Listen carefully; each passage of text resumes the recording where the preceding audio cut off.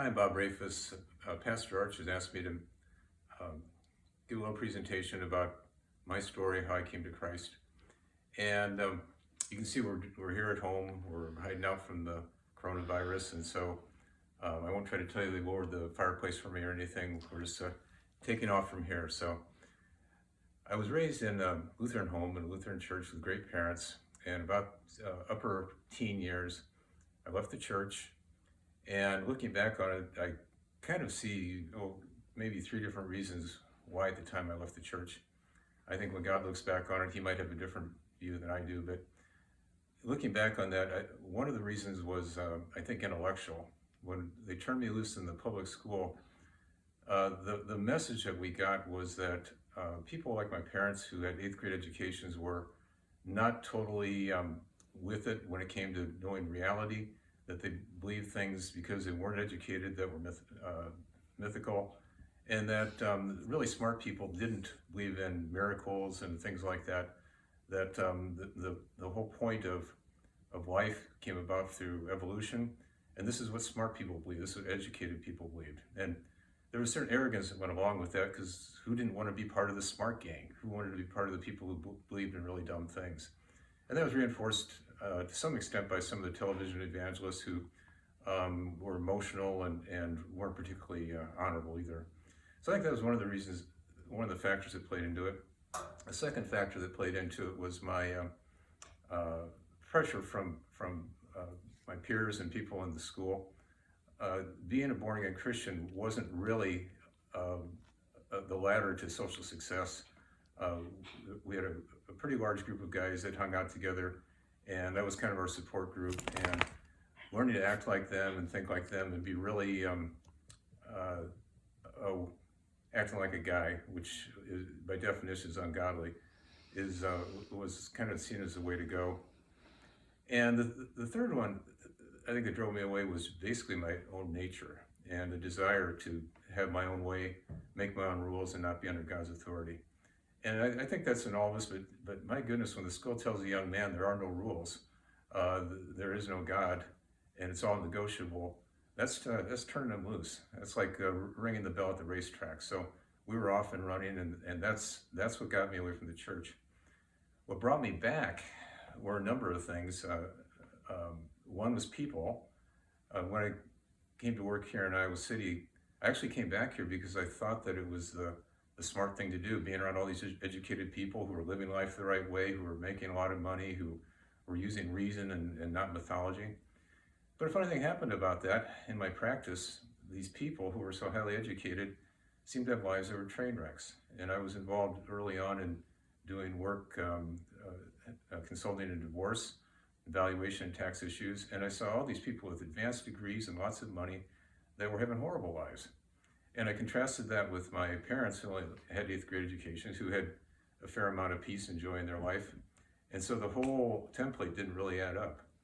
And then I ran across other people in my practice, godly couples, and I probably shouldn't mention their names, so I won't mention Ira and Ruth Anderson or Pat Collins, but they were just wonderful, and they had such a different way about them and love for each other, and it was noticeable. And so that started to work on me. Intellectually, a couple other things happened at the time. I became interested in conservative ideas, and I started watching William F. Buckley's Firing Line. And he had some, first of all, it was obvious that he wasn't stupid, and he was a professed Christian.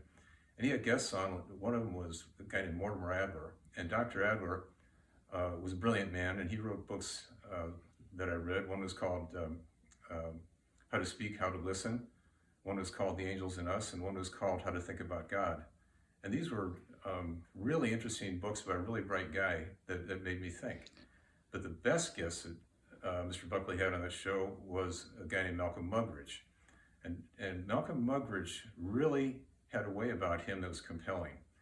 He would sit and speak with great peace and talk about what he had done at one time when he was a communist sympathizer, and what he'd learned in the Soviet Union, and how he came to Christ. And I suspect you can still see him and Mr. Buckley on YouTube if you would look that up. But he had a great impact on me. And then finally, things started happening inside of me. I started as I got older, I was doing all the things society said, this is really great, you're making good money, you're going on fishing trips, you're living the life that you're supposed to be living. But it wasn't fulfilling. There was a huge emptiness in there. And I would wake up sometimes and I would have this yearning, almost this spiritual sickness, and I could feel it. And so things weren't working right. And I think the Holy Spirit was working on me. But the proximate cause of my coming to Christ was a number of incidents with a friend of mine named Steve Coley. Now, some of you know Steve and some of you don't, but I've known him a long time and I love him like a brother. And if he were here right now, I would say this. I'm not saying anything that's out of school, but he can be really annoying. And he would call me up on Sunday morning. He called me one Sunday and said, I'm going to stop by and pick you up and I'm going to take you to church. I thought, oh man, this is my day off. You're going to ruin half my day taking me to church. And he wasn't dissuaded. He came and got me and took me to church. And as the Holy Spirit worked, the pastor spoke directly to me and spoke to the emptiness of my life and spoke about the difference Christ would make in my life. And from that point, I was beginning to be hooked. He also got me involved in the first board of the Heritage Christian School, which is a really unique situation because here I was, hardly even knew how to find a church, and I was on the steering committee for a Christian school.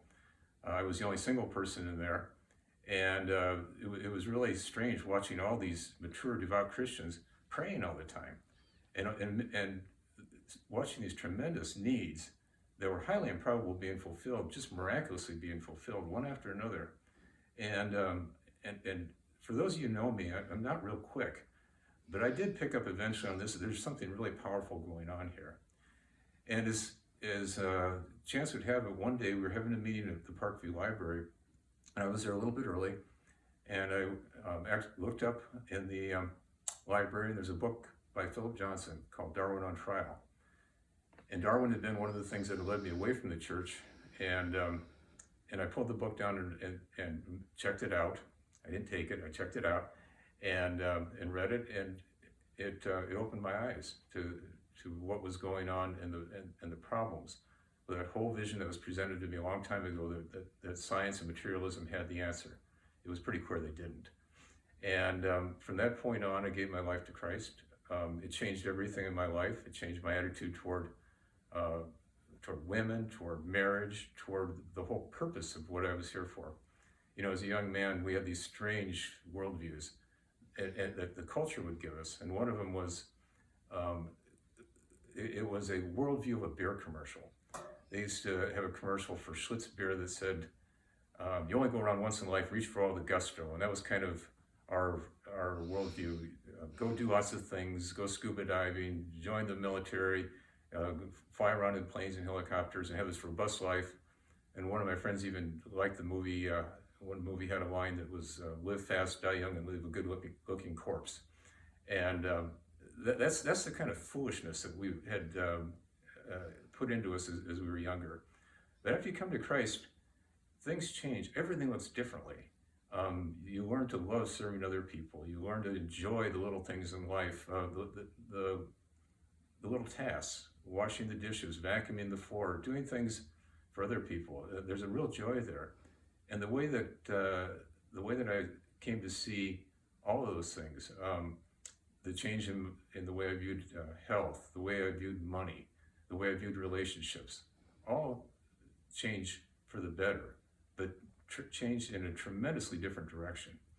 And so anybody out here who's watching this, I'll tell you right now, I'm not the smartest guy in the world, but when I came to Christ, it changed my life. I put my life under His authority, and it's made all the difference in the world.